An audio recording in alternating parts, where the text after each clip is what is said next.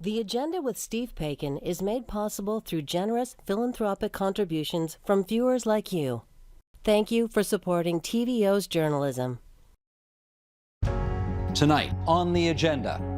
There's a complexity to genetic information where consent really breaks down and can't really give full authorization on behalf of family members. Then, later tonight. Jim Crow is the first character who's wearing blackface, sort of dancing out a kind of mimic dance of an enslaved person, and he hits the stage and tours the Atlantic world.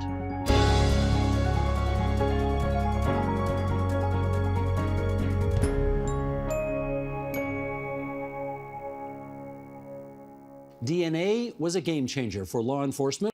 It allowed them to match evidence to suspects.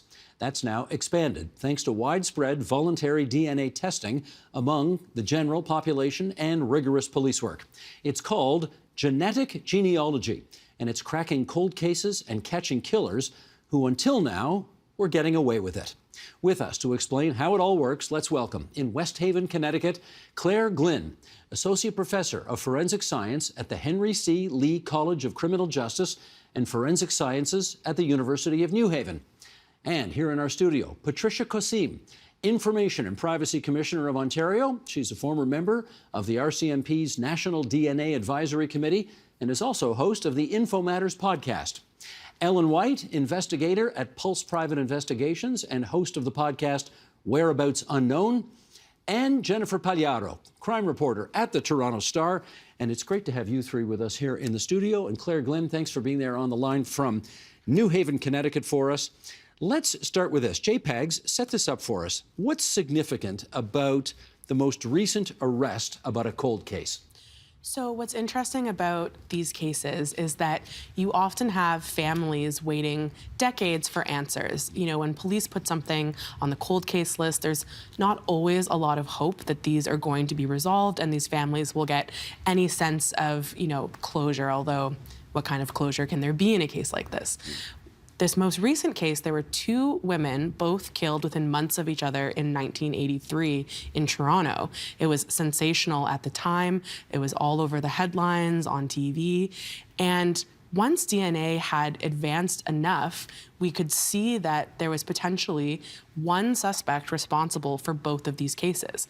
But DNA hadn't advanced enough for us to know who that person was. And so it remained cold for these remaining years until most recently, Toronto police were able to get a match, not off of what we call the offender's data bank, but an entirely different pool of people that led them to one man who they say is responsible for both murders. And of course, it's been almost 40 years and everybody assumes it'll never be solved, right? Exactly. So again, when this comes back into the news, it's always a shock, I think, because you never actually expect some of these cases to be solved. But I think the way that technology is going, we can expect more of these cases to be solved.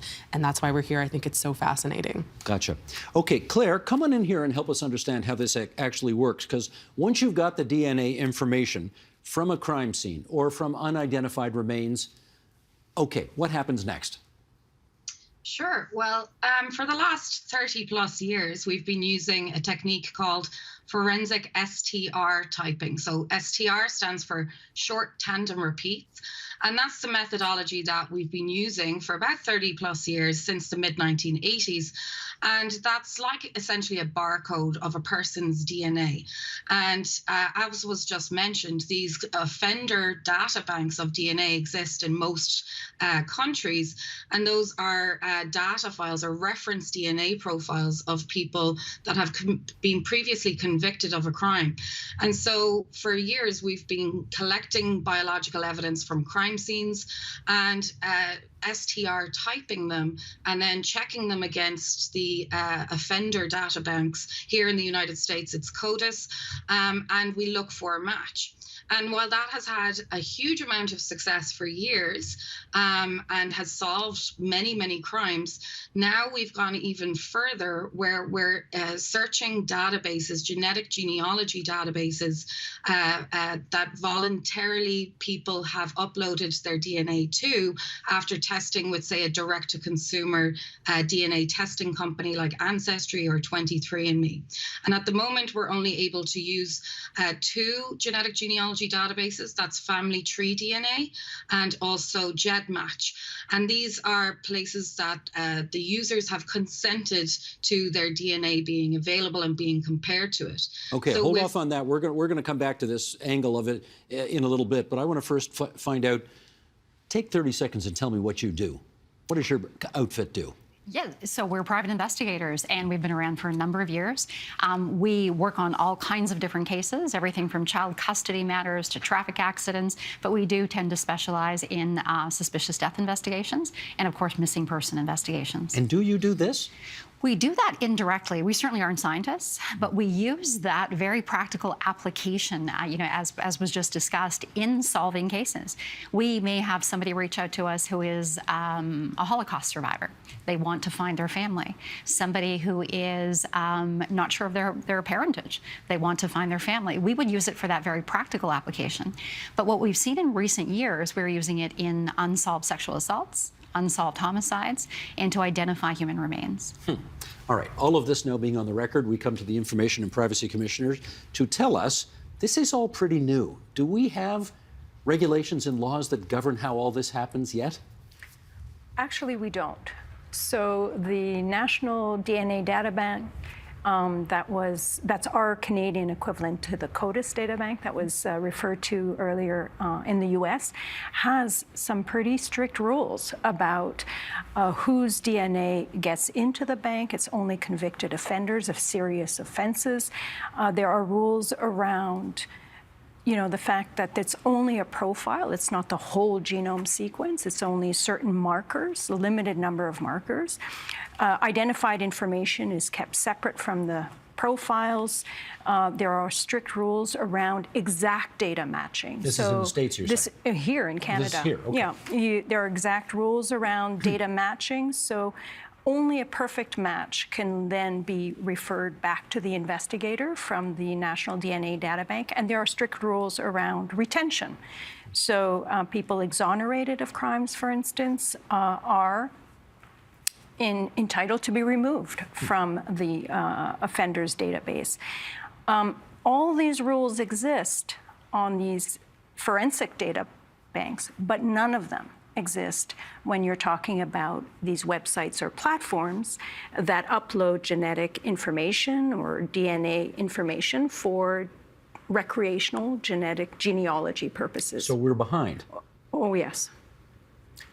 We need to get in the game here, I guess is what I hear you saying. We need to put some guardrails around them. Everybody, I think, in this studio and at home will agree that many of these cases are really compelling and important to resolve, and to resolve for the families, to exonerate wrongfully accused people, to feel safer as a society, as a public, knowing that these people are being accountable and will be put away for horrific crimes and hopefully stopped from repeating them. So for all these compelling reasons, I think it's important to explore what could be done, what should be done, but most importantly, what are the guardrails so that we make sure we don't go overboard in terms of privacy invasions and incursions on civil liberties. Mm-hmm. Jennifer, I mean, we're talking about this like it's brand new, but in fact, I guess genetic genealogy does go back a bit, right? How far back does it go? Yeah, it does. I mean, I'm sure that viewers will remember seeing like the popularity of these ads, like the sites that Claire mentioned, 23andMe and Ancestry.com. Interestingly, Toronto police got turned on to this area when they saw what happened with the Golden State Killer in California, which is a case that Canadians will probably know because, again, so sensational the way it was was covered. How many years ago was that? That was, someone help me, Ellen. That 2018. Thank you. 2018. So that was relatively recently, but 23andMe and Ancestry.com have existed in terms of trying to connect with your family tree even longer than that. I think actually swabbing yourself and those at-home kits are relatively new inventions in the long history of DNA, but it really presents, I think, a lot of really interesting ethical challenges, and it isn't something that I think that we've begun to grapple with in terms of legality. Do you want to follow up on that in terms of consent? I mean, where are we on consent these days? Well, this is a really important issue because many of the people who upload their DNA that's been sequenced onto these recreational genealogy platforms, they do so on the basis that they want to create and find out about their family tree. They want to find out more about their ancestry, who they're related to. And they do so on the basis that they consent. They consent to upload and to be given information about people with whom they match or partially match and may be related to. The interesting thing is when they give consent, of course, they're not giving consent only to their own personal information. By virtue of genetic information, you're basically consenting to your family's information being uploaded and shared and matched. So there's a complexity to genetic information where consent really breaks down and can't really give full authorization on behalf of family members. So until recently, a couple of years ago, some of these platforms were cooperating with law enforcement and providing samples and information until there was some public backlash. And now they only do so with the express, or they're supposed to only do so with the express opt-in consent. In other words, you know what? I got all that here. Well, Should we there put you all go. that? Let's get all this on the record here right now. In a statement from 23andMe, a spokesperson said it has never given a customer's genetic or personal information to law enforcement. That's what they say. If a customer wants to share with law enforcement, they must do so directly. On its website, it will not release any personal information to law enforcement unless legally required to do so. It will notify the user unless prohibited by law. According to its website, Ancestry DNA does not voluntarily release personal information to law enforcement unless legally requested, and it will provide notice to users unless prohibited by law. Next one. GEDmatch is one that can be used by law enforcement. It allows users to upload profiles from other sites, and to summarize, GEDmatch says it is policy to never provide data or information to third parties, and it has 4 privacy options. Let me just briefly go through these. There's private, opt-in, opt-out, and research. Opt-in means user kits will also be compared with kits submitted by law enforcement for unidentified human remains and perpetrators of violent crimes. Opt-out means kits can be compared for unidentified human remains but will not be compared for perpetrators of violent crimes. Family tree DNA also protects your information from third parties, and it allows limited access law enforcement accounts. And users will only be viewable to a law enforcement account if the user has opted into matching, has not opted out of investigative genetic genealogy matching, the user and the law enforcement account have the same matching level selected, the user is a genetic relative to the genetic file uploaded to the law enforcement account. Okay, that's a lot of information there, but it's now all on the record. What do you like? What don't you like about what you've just heard? So many interesting things, and as you described it, it's almost a bit of a Wild West in terms of what you can and can't do right now with the information. We have concerns around some of the ways that it might be collected and submitted. As an example, we have families come to us with people they've befriended who are living in nursing homes, and that person might be in end stages. They want to find their family. So their friend, their helpful friend who's just met them, will go ahead and purchase a kit, upload that information for them, tick all the boxes. There isn't any guarantee that the person completing that is actually the person whose sample you're submitting. So we can see a bit of a disconnect there. I think so far with what's happened in the charges in the court process in Canada, we haven't really seen a challenge to it. We've had people who, once their identity was determined, they've already passed. Or once their identity was determined through genetic genealogy, they've entered a guilty plea. We're going to see in February of 2023, when the Stephen Wright case comes to trial, Stephen Wright was charged based on the collection of genetic genealogy of a murder of an 18-year-old person many, many years back. He has decided to enter a not guilty plea. What jurisdiction is this in? That is, he was charged at the North Bay Regional Health Center, so where he was an employee. But the murder actually is said to have happened in Sudbury, Ontario. So we expect it's going to be heard in North Bay, but we're curious to see what is his defense lawyer suggesting. What's that strategy going to be? It would appear that on the face of it, genetic genealogy has got him dead to rights. But obviously there's something there that makes his defense think that they can mount a not guilty challenge. So we're going to see how that unfolds. I think it will be the first in Canada. That'll be next February. February of 2023. Okay. Claire, give us the view from south of the border. What do you like, what don't you like about what you've just heard? Well, I mean, I think the incredible success that forensic genetic genealogy has had, particularly in the United States, with well over 500 cases resolved through its use so far. I think it's amazing that we're able to use genetic data like this and the advances in the technologies over the last number of years, and the access to family tree DNA and the access to GEDmatch is incredible. What I hope for the future with it, though, is that we do put those guardrails in place, and that's occurring here in the United States with policies being developed. And it's policies from a number of different facets of this process. It's who conducts this research, who conducts the searching themselves. Are they trained? Are they knowledgeable in this area? Do they understand the restrictions that do exist in terms of what databases you are allowed to upload, who owns the data that's generated from this.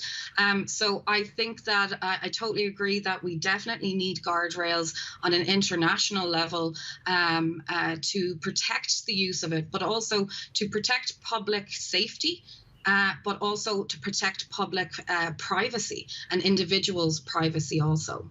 Jennifer, what are you hearing about how up on all of this we are here in Canada? Yeah, I think that people are still very uninformed about some of the protections that are and aren't in place. I keep thinking about whoever the family member is who uploaded their data to GDmatch, who is the way that Toronto police tracked down the man responsible for the murders of Susan Tice and Aaron Gilmore in 1983. Because, I was talking to Ellen about this earlier, a lot of people who are using these at-home kits are well-meaning citizens. Perhaps they're doing research on their own family tree. They're estranged from their family and they're looking for that connection. And they're not really thinking that they're going to be participating in a murder investigation. They're not thinking they're going to participate in a murder investigation. Indeed. And I just don't know what it's like for that person sitting at home who is in some way responsible for a distant relative, cousin, maybe being arrested and potentially spending the rest of their life in prison 40 years later. Commissioner, you heard all of those different on that laundry list. You've got private, you've got opt-in, opt-out, research. Are you satisfied there are adequate guardrails in place here to protect people? No. What's the problem? First of all, it's awfully complicated, isn't it? That whole machination of who's in, who's out, what you're opting in for, what you're opting out for. And that's when you've read the fine print, you understand the implications of uploading your information. But again, even in the most perfect case where you understand all that and go into it willingly, your family members have not. And that's the implication here, the real privacy implication, is that your innocent family members become implicated in what happens after. So say they have a partial match. They upload the crime scene DNA onto one of these platforms. They find a partial match. They know it's a relative. Then they will hand it over to expert genealogists who are expert in the science of putting together the family tree. And in the case of Aaron Gilmore and Susan Tice, we heard from the investigators that involved hundreds of members of the family, and because they had traced it back to common great-grandparents. So you could imagine in large families how many people are involved. And slowly, through investigative techniques, they whittle down and they narrow down and start to whittle down the potential suspects. But in that process of whittling down, they're really conducting surveillance on many of these innocent family members. So what I mean by that is they might question them, or they might not. They might surveil them. Sometimes they might ask for their consent to voluntarily give a confirming DNA sample, so they could confirm, even though they know it's an innocent person. It's not the suspect because you're looking for a male and let's say this is a female. They need your DNA to exclude, say, a whole side of the family and therefore further whittle down. Now, they could ask for consent, or it could be a lot easier just to pick up a discarded Tim Hortons cup or a pizza crust or a piece of gum and get your confirming DNA that way. And that's what's concerning, is that there are no rules around this genetic surveillance of family members. The most, if not with the exception of one, turn out to be innocent family members that come under this guise of added surveillance. And I think there have to be rules and guardrails around how far investigators can go in whittling down that tree. Claire, let me get you on the competing interests that are at play here, though. On the one hand, there are families who have been suffering for decades and need to know. They need to know just as possible. On the other hand, we don't want to put a whole bunch of people under suspicion who ought not to be, and disregard civil rights, which ought not to be disregarded either. How do we square that circle?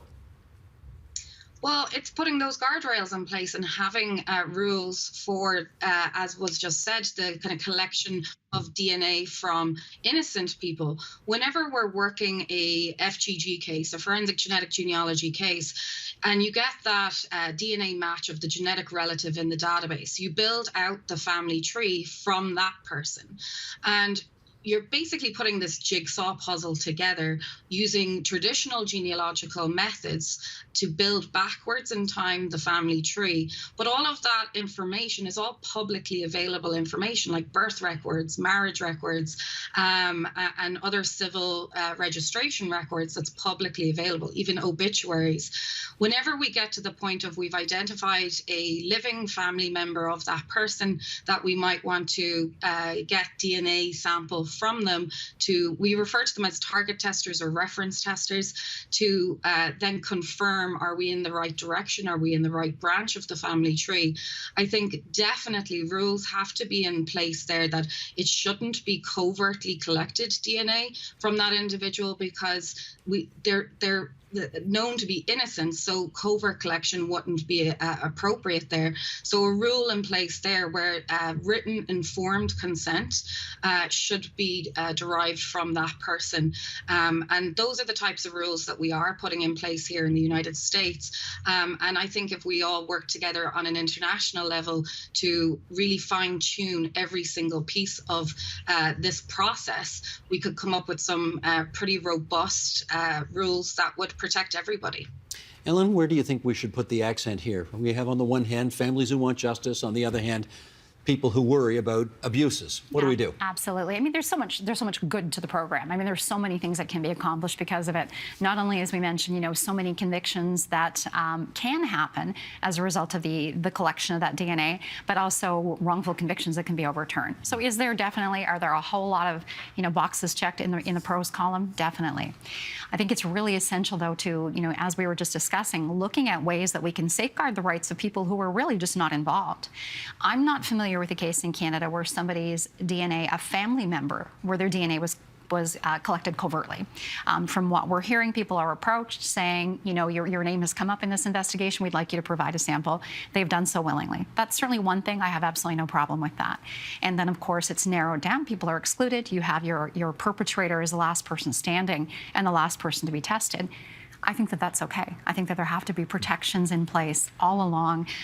My prediction would be that in the way the system is functioning currently, we may have a whole lot of cases either resulting in no convictions or resulting in cases being overturned on appeal. So just tightening up that process, making it as fair as we can for everybody, is only going to give us that best result.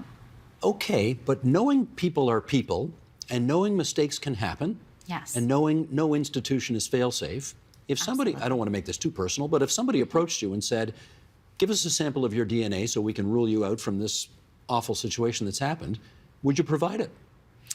I personally would provide it, but I also get where people who might have been had previous conflicts with the criminal justice system, people who might have had previous conflicts with government, or just coming from a culture that is not trusting of government, may say, no way, I'm not doing it.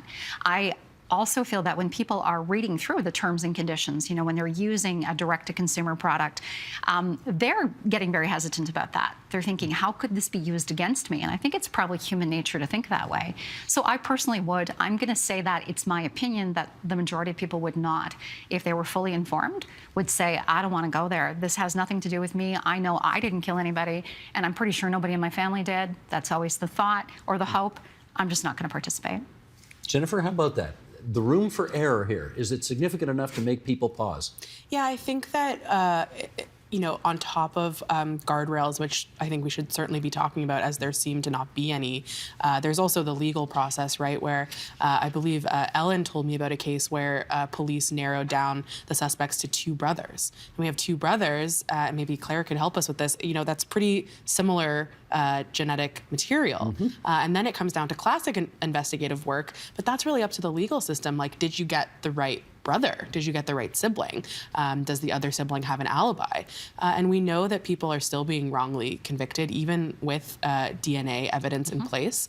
And we have to also be challenging the justice system to be rising to the occasion of this new technology to make sure that prosecutors and defense lawyers are prepared to try these cases fairly, and that judges are aware of the limitations of the technology and of genealogy in general, in order to make sure that people get a fair trial when it does come to that. Claire, you want to come in on that? Yeah, certainly. So in an investigation, an FGG investigation, when we reach a potential candidate identity at the end, and in that particular case of 2 brothers, it's one of the 2 brothers, in every FGG investigation, before any arrest is made, you confirm it with that forensic STR profile, so the method that we've been using for 30 years. So the STR profile would tell us which brother it actually is.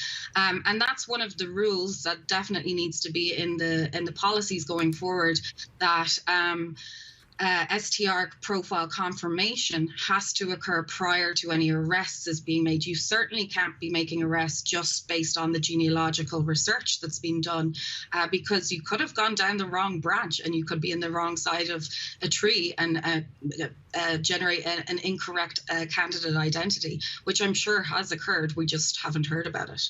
Commissioner. So I just have a couple of comments. Interesting, we do know that there are cases that have been reported, certainly south of the border, that have used covert surveillance over family members in order to whittle down that tree. It's interesting, Ellen, you said we don't know of any case in Canada. You're right, we don't know of any case in Canada. Maybe we do, maybe we don't, because there's no transparency around this, of course. And so there's much we don't know. And there is every possibility that that is being done. And that's part of the issue, is there's no accountability or transparency because there's no rules around these processes. I think it's very fair to say, and we should rely on the justice system to give the accused their day in court, to be able to challenge these processes, these investigative procedures, and to be able to really test it against our privacy laws in Canada, against our charter, of course. And we will see that process play out in a number of cases in the coming year or so. But family members who were part of that whittling down will not get their day in court. In fact, many of them will never know that they were actually covertly involved and never told, or some of them who were approached and asked to voluntarily give their consent may feel obliged to, because if they don't, then they'll feel like they're a suspect and feel that, they don't want any trouble with the law, so unwittingly or unwillingly give their sample. But I want to raise another point, that even when investigators approach family members to seek their voluntary consent to give a sample, a reference sample, as Claire called it, sometimes, and there have been cases where in that process there have been inadvertent disclosures. Such as? About family members or relationships that the individual who answers the door to the law enforcement officer didn't know they had. That they were not the biological child of the parents they thought they were, that they were not the sibling, or they had a long-lost sibling. And in one case in the US that was talked about on a podcast I did on this very issue by Dr. Frederick Bieber, he mentioned a really real case where a brother and sister did voluntarily upload their DNA, only to find out that they were not the children of the parents they knew. In fact, they were the product of their fertility doctor who inseminated their mother unknowingly at the time, who was seeking assistance with reproductive technology. And unfortunately, I mean, people suffer traumatic stress finding out things about themselves that they never asked to know.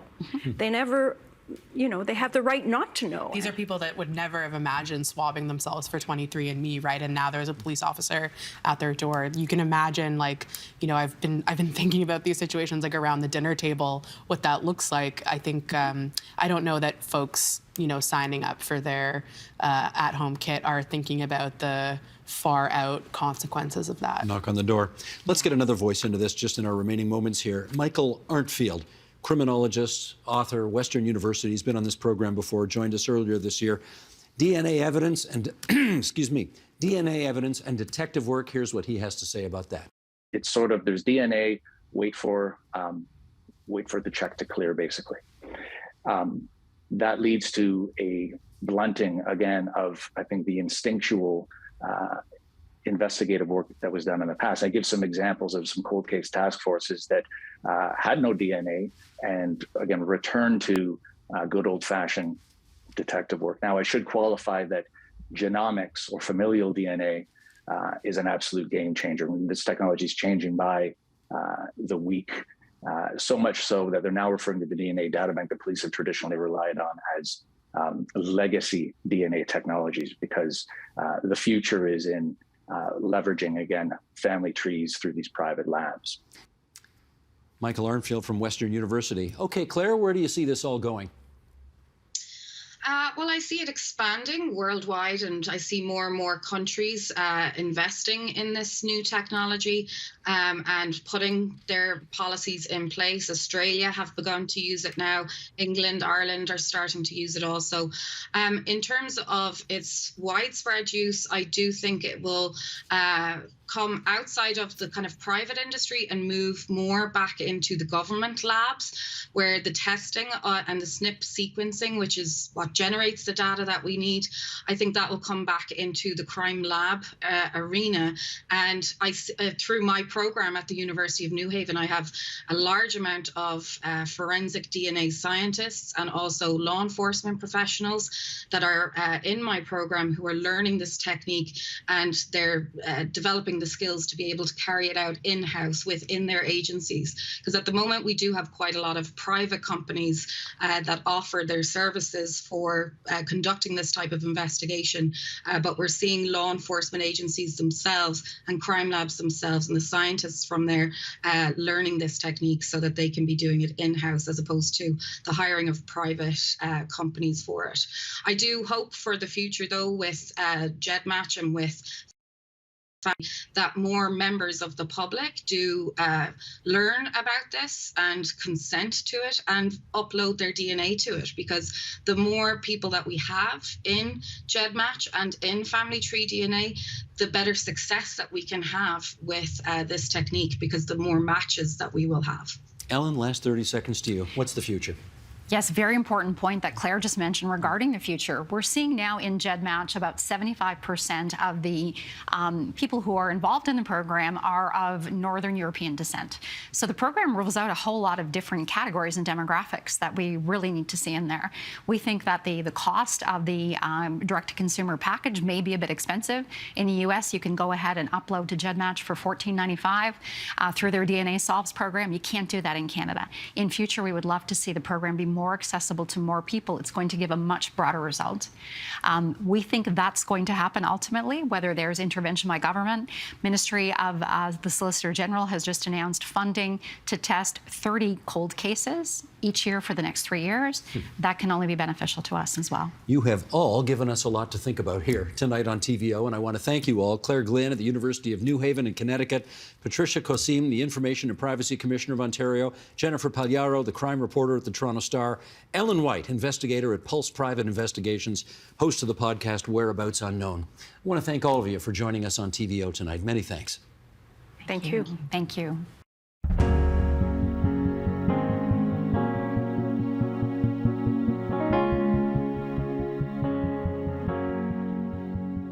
It feels pretty obvious that no one today would think it's okay for white people to put on black or brown face makeup. Yet in both high-profile instances and lesser-known ones, such displays keep cropping up. Cheryl Thompson is an associate professor of performance at Toronto Metropolitan University. She's currently writing a book about the history of blackface in Canada, and she joins us now from Midtown in the provincial capital to give us some insight on where this comes from and why it has persisted. Cheryl Thompson, great to see you again. Thanks for coming on to TVO tonight. How you doing? I'm good. Thanks for inviting me. Not at all. Glad to have you here. Let's start with the broader question. When did this practice of white people putting on so-called blackface begin in North America? Right. So it really starts in the early 19th century. So we're talking about the 1810s, but it's really in the 1820s, early 1830s, where you have professional people writing songs and caricature, blackface caricature. And in particular, we really locate the origin of this to someone named Thomas Dartmouth Daddy Rice, or T.D. Rice, who essentially created a character in 1831-32 named Jim Crow. And Jim Crow is the first character who's wearing blackface, sort of dancing out a kind of mimic dance of an enslaved person. And he hits the stage and tours the Atlantic world. And did it become a hit right away? Yes, it's called instant. Back then, 19th century instant hit means it took about 5 years, right? It didn't happen instantaneously. But yes, by the early 1840s, that Daddy Rice is then mimicked by another group named the Virginia Minstrels, who essentially take his original idea as an individual person and they turn it into a troupe. So now it's like a collective of people in blackface. And then eventually through the 1850s, it's an ensemble. There's 3 parts to the show, and it becomes essentially the beginning of an entertainment industry. And it's always white people putting on the makeup to pretend to be black people. Until after the U.S. Civil War. Okay. Then it changes. How about Canada? When did it come to Canada? Immediately. So T.D. Rice invents this Jim Crow character in 1831 too. By 1836, we have documented evidence in newspapers of a Jim Crow character performing in Ontario, at least. Can't confirm across the rest of the country. So is that T.D. Rice, or is that somebody else pretending to be Jim Crow? Again, I can't confirm that, but we're talking about within a few years. It's in the country. And they came to be known as minstrel shows, and I wonder if you could tell me how did the Canadian Railroad, what role did it play in minstrel shows reaching out across the country? Well, first to the name. So just quickly to the name. The name is completely random. I think everyone really needs to understand that. There was a family who were called the Tyrolese minstrel family, and they were from Switzerland. They came to America in the early 1840s, and they just liked the name, so they took the name. So the name minstrel kind of relates to a performer, but it really doesn't have any innate meaning. As for the railroad, the reality is that if we think about how we travel today, in terms of how things get here, you need a transportation system in order for people to come to town.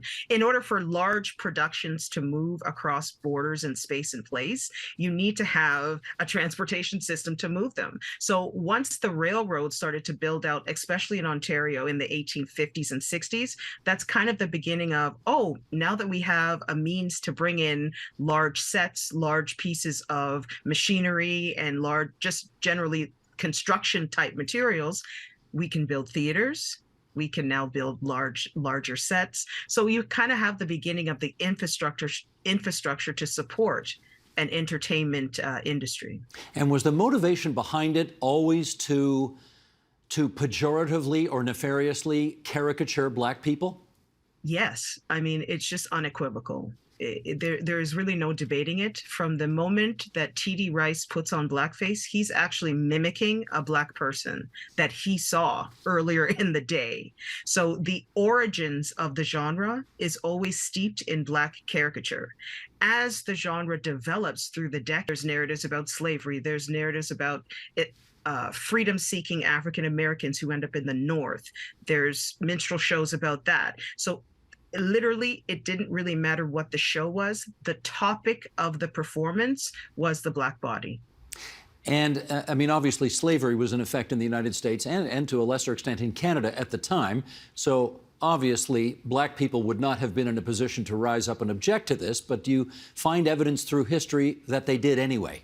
Oh, yeah, no, that's actually not true. Absolutely. As early as the 1840s, you have Black community in Toronto saying, please stop allowing, at that time, it wasn't minstrel shows, but it was the minstrel character who would tour as part of the circus. So they were saying to city council, please stop allowing these minstrel circus acts to come to town. It's causing a terror. There's violence. We feel threatened. And they did this consecutively for like 3 years, 1840, 41, and 42. By 43, they just kind of gave up because the city council just was not listening to them. And by 1849, we have the first theater, at least in the city of Toronto, the Royal Lyceum. Professional blackface is front and center in that theater's productions. So the city didn't listen. And, you know, after that, I think they kind of felt like, what's the point? Because nobody's going to listen to us.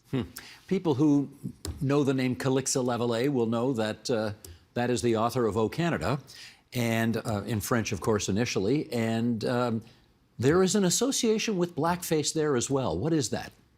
Well, I mean, Lavallee left Quebec and toured in the American minstrel circuit through the 1850s and 60s. And he did so because he was a very talented musician. He played piano, he could write songs, and he did all that in blackface as part of various minstrel troupes in the US. And so I always think to myself, you know, it's just an ironic thing that he also would have been the person to then write the Canadian national anthem. Does it make you wonder whether, I don't know, should we change the words to the national anthem? Should we get a different national anthem? What do you think? I don't know. You know Canada and their national anthems or countries in general. I don't know. I don't have the answer, but what I do know is that it's important to understand the roots of everything that we hold dear are probably steeped in some really complicated history of race, of power, of nationalism, and also a group of people at a certain time in history who were disenfranchised, i.e. Black and Indigenous people who didn't have rights to vote, didn't have rights of citizenship, couldn't do certain things. A lot of the things that we still hold dear in our culture were created during those times. So for me, it's kind of having a wider scope awareness of maybe not jumping to right, let's change it, but at least let's have the conversation about where these things actually come from. Okay, well, let's follow up on that, because you tell me whether we need to make the distinction between the white so-called minstrel shows that were nefariously caricaturing Black people and the Black minstrel shows. Was there a significant difference, and if so, what was it? The only difference is that the white actor in the white minstrel show was freely choosing to wear the burnt cork, as they would have called it, makeup, right? Like the blackface makeup. The black actor wearing blackface in the 19th century had to. There was actually rule. You cannot perform on stage as a black actor in a minstrel show unless you're wearing blackface. That's your options. Until the end of the 19th century, where things start to change through various changes that happen in the North American context. But for at least 30 years, if you want to act and you're a black person, that's your option.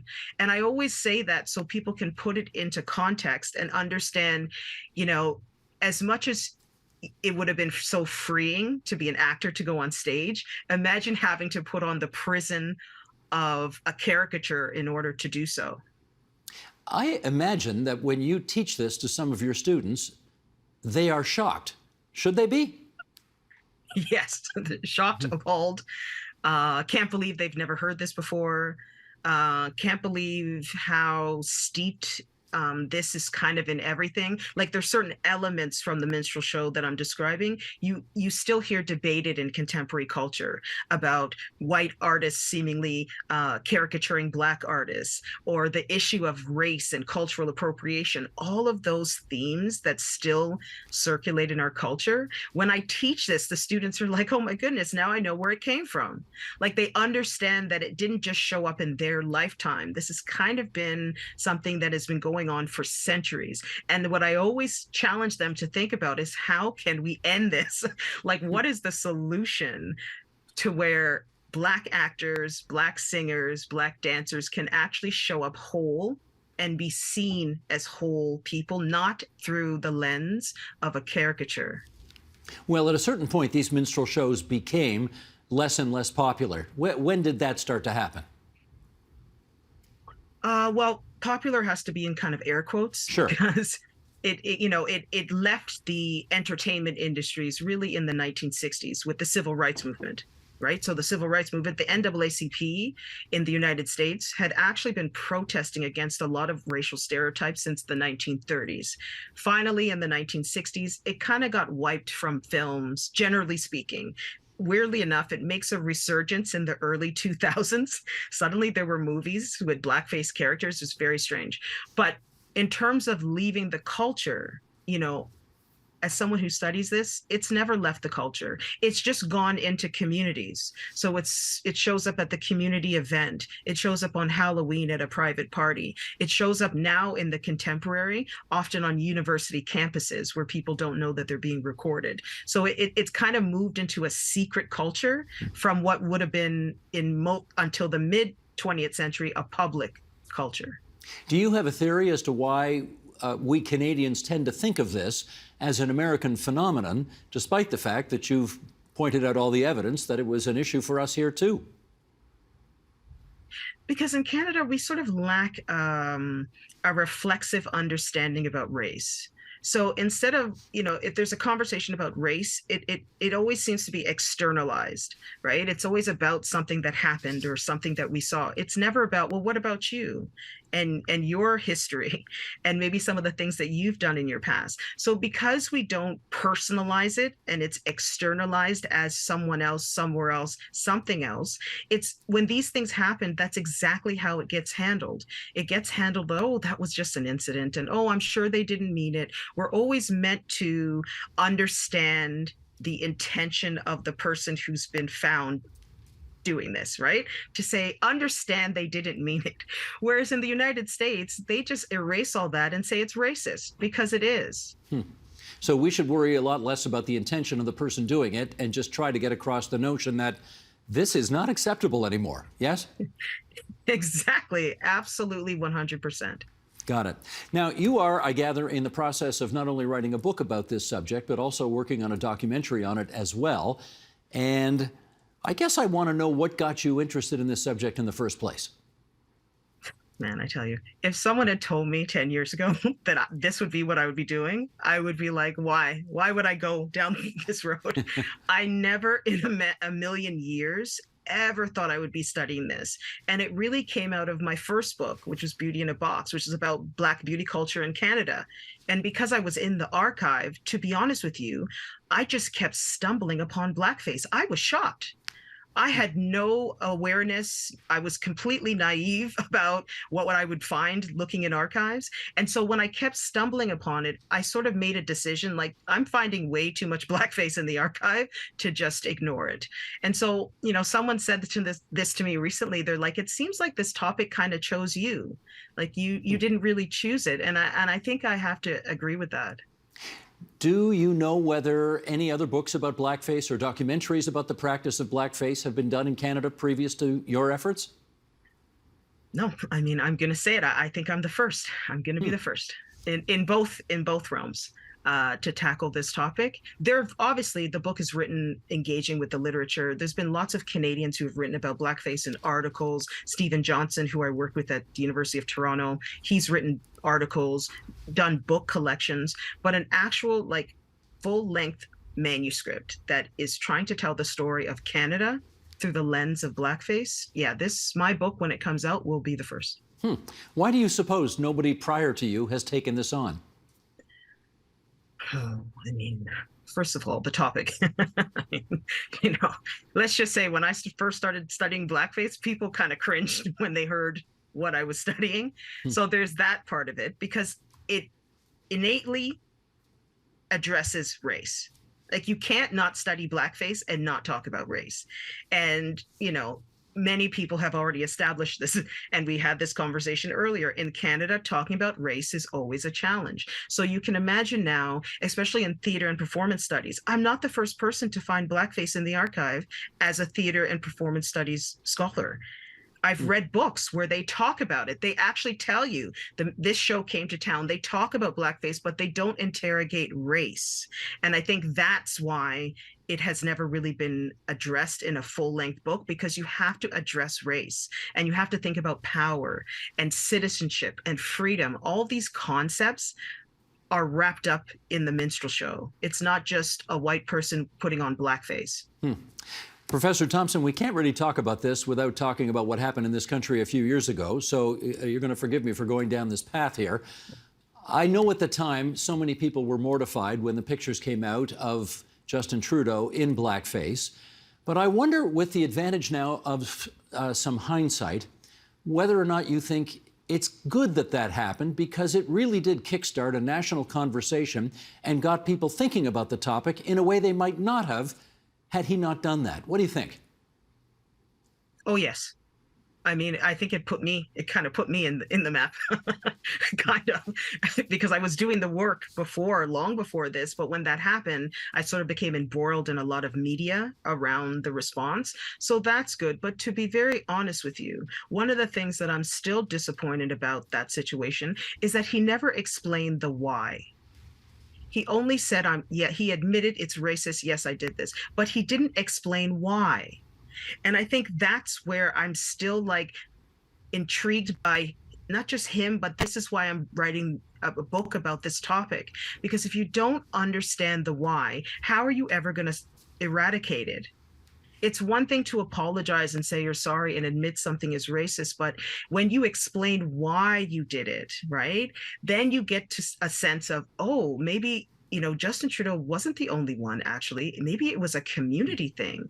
Maybe he has people in his family who've done. Then you understand the wider breadth of the issue. And I say that because one of the things that we like to do when there's these really sensational moments, we like to make it about one person. So it's like one person behaving badly, as opposed to that one person being a mirror onto our culture and a much deeper issue that's in the culture that is not being addressed.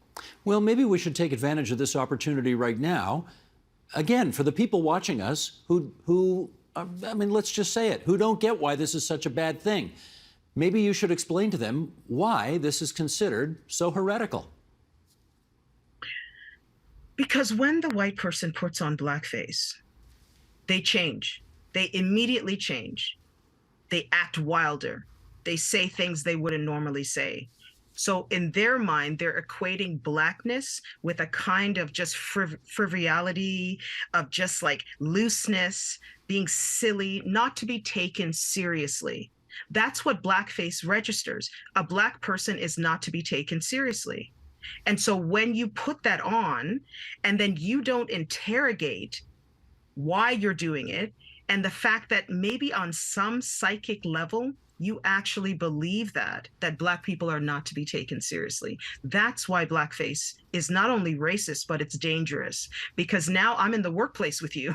Maybe you're my manager, right? Maybe I have to work alongside you, and I have no idea that in your mind, you don't take me as a serious person. So this is a teachable moment in the history of our country. What do you hope comes from it? I hope that Black people finally get seen as human, right? The truth is, at the core of racism is a dehumanization of the other. You just don't see them as you see yourself. And if we're ever going to heal, right, and move forward, the truth is you have to start to see people exactly as you see yourself. So imagine, it's almost like putting yourself in the shoes of another. And in order to do that, you really got to think to yourself, what's my power position here, right? So a lot of this is understanding who you are in relation to other people, and then jumping out of yourself and saying, how do they see you in relation to how you see them? And that last part is really difficult. So I say to people who are watching, just try to develop a little bit more empathy and imagine the world through someone else's eyes. And when you start to do that, often people are really shocked at things that they didn't notice until they turn that switch on in their mind. When do you think your book and/or documentary will be out? Oh, 24. 24 is the year. Okay. Next year. I'm excited. Yes. Okay. Absolutely. Until then, point us to a resource if people want to know more about this subject. What can they look to right now? They can go to my website, drcherylthompson.com. I also created a resource for this very topic. It's called brec.ca. So BREC.ca. If you go to brec.ca, I've literally broken this down into the history, given examples from coast to coast. There's a newspaper catalog that you can access. And I've tried through research to make this topic something that people don't run from because they just think it's racist. Yes, it's racist, but it's also so steeped in our culture. So you kind of have to address both. And so if you go to brec.ca, drcherylthompson.com, there's lots of resources there. And what does BREC stand for, B-R-E-C? So that's Blackface Resistance Entertainment in Canada. Okay, good. I'm so glad we had you on the program tonight, Cheryl Thompson. We appreciate you joining us. You're an Associate Professor of Performance at Toronto Metropolitan University, and we wish you well with both the documentary and your book in 24. Thank you. Thank you so much.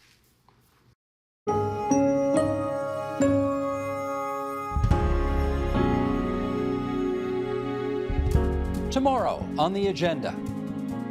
Why would someone behave this way? Someone who should love you unconditionally, who actually hated you. That's tomorrow on the agenda.